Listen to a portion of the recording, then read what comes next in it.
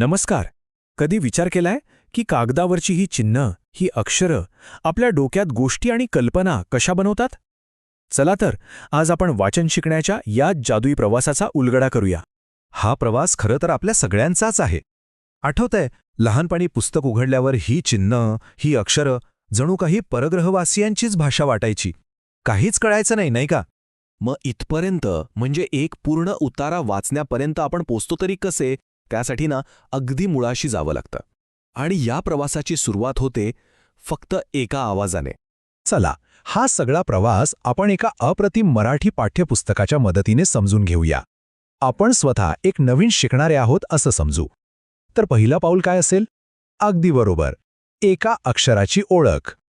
Okay, तर हे आहे आपलं पहिलं आव्हान, एका चिन्हाला भेटणं. हे आहे व्यंजन क. पण लक्षात घ्या, हे फक्त एक चित्र नाहीये, याला एक आवाज आहे, क.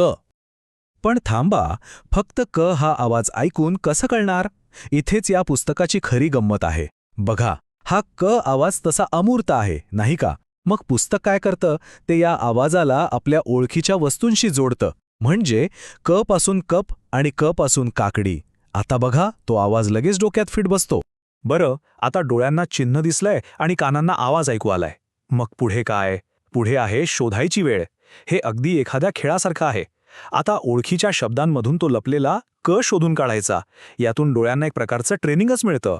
ठीक आहे, तर आवाज आणि चिन्ह यांची ओळख तर झाली, पण हे सगळं लक्षात कसं राहणार कायमचं? आता आपण बघूया की हे ज्ञान मेंदूतून थेट हातांपर्यंत कसं पोचवलं जातं. ही शिकवण्याची पद्धत खरंच खूप जबरदस्त आहे. का? कारण ती एकाच वेळी आपल्या अनेक इंद्रियांना कामाला लावते. बघा, आधी वस्तू पाहायची, मग आवाज ऐकायचा, त्यानंतर ते अक्षर शोधायचं आणि सगळ्यात शेवटी ते लिहायचं. पाहणं, ऐकणं, शोधणं आणि लिहणं या 4 पायऱ्यांमुळे शिकलेली गोष्ट विसरण्याची शक्यता जवळजवळ नाहीशीच होते. आणि मग येते सगळ्यात महत्त्वाची पायरी, सराव. इथे बघा, शिकणारी व्यक्ती त्या अक्षराच्या आकारावरून बोट किंवा पेन्सिल फिरवते. याने काय होतं, तर फक्त डोळेच नाही तर हाताचे स्नायूसुद्धा ते अक्षर लक्षात ठेवतात. ज्याला आपण मसल मेमरी म्हणतो ना, अगदी तेच. एक गोष्ट लक्षात घ्या, ही काही एकदा वापरून सोडून देण्याची युक्ती नाहीये. ही एक पूर्ण सिस्टम आहे. हीच पद्धत म साठी, ल साठी म्हणजे प्रत्येक नवीन व्यंजनासाठी वापरली जाते. आणि यामुळे शिकण्याचा पाया एकदम पक्का होतो. ठीक आहे, तर आतापर्यंत आपण सुटे भाग बघितले, पण खरी जादू तर अजून बाकी आहे. आता वेळ आहे हे बघण्याची की वेगवेगळे आवाज एकत्र येऊन शब्द कसे तयार करतात. नुसती वेगवेगळी व्यंजनं माहीत असणं म्हणजे कसं आहे माहितीये? जसं स्वयंपाकाचं सगळं सामान आहे पण रेसिपीच नाहीये, तुम्ही जेवण बनवूच शकत नाही. तसंच आपण अजून शब्द बनवू शकत नाही. आणि मग येतो तो अरे वाह क्षण.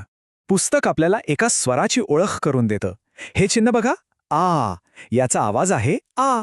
आणि हेच ते सिक्रेट इन्ग्रेडियंट आहे जे सगळा खेळ बदलून टाकणार आहे. आता बघा जादू. जेव्हा आपण क या व्यंजनाला आ हा स्वर जोडतो तेव्हा काय मिळतं? का हा एक पूर्णपणे नवीन आवाज तयार झाला. तसंच मचं होतं मा आणि लचं होतं ला. बघा, एका क्षणात आपल्या आवाजांचा खजिना कितीतरी पटीने वाढला. आणि आता या नवीन आवाजांमुळेच खरा खेळ सुरू होतो. आता शिकणारी व्यक्ती फक्त अक्षरं ओळखत नाहीये, तर ती अक्षरं एकत्र करून शब्द बनवायला आणि हो, आपली पहिली वाक्य वाचायला तयार आहे.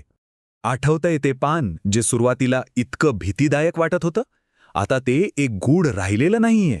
ते आता एक वाचता येण्यासारखा उतारा आहे. अर्थाचं एक संपूर्ण नवीन जग आता आपल्यासाठी खुलं झालं आहे. आणि हे आहे ते पहिलं यशस्वी पाऊल. पहिलं वाक्य, काका आला. आणि मग लगेचच पुढचं, मामा आला. आणि जसजशी नवीन वाक्य वाचली जातात तसतसा आत्मविश्वास आणि वाचनाचा वेग दोन्ही वाढत जातो. हेच तर आहे या सगळ्या मेहनतीचं फळ. फक्त एका क आवाजापासून सुरू झालेला प्रवास आता पात्र आणि कृती असलेल्या एका छोट्याशा कथेपर्यंत येऊन पोचला आहे. हा प्रवास पूर्ण झाला आहे. पण थांबा, ही गोष्ट फक्त भाषा शिकण्यापुरती मर्यादित नाही. ही प्रक्रिया आपल्याला एक खूप महत्त्वाची गोष्ट शिकवते. विचार करा, कोणतीही मोठी गुंतागुंतीची गोष्ट घ्या, मग ती कोडिंग असो, संगीत असो किंवा अगदी रसायनशास्त्र असो. प्रत्येक गोष्ट अशाच छोट्या छोट्या सोप्या घटकांनी बनलेली असते.